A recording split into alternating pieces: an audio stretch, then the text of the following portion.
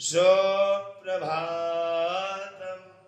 हाँ, आज का पंचांग, आज का पंचांग, आज की तारीख है 9 फरवरी।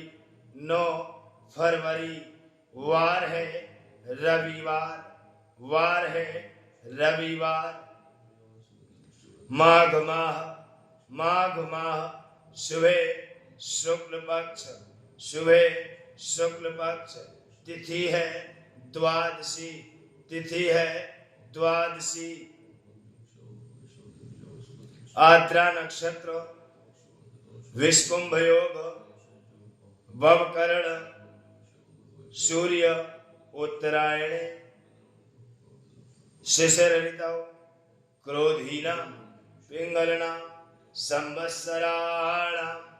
ओ अस्तोमा सद्गमय तमसोमा ज्योतिर्गमय मृत्युर्मा अमृतं गमय। ओ शांति शांति सुशांति।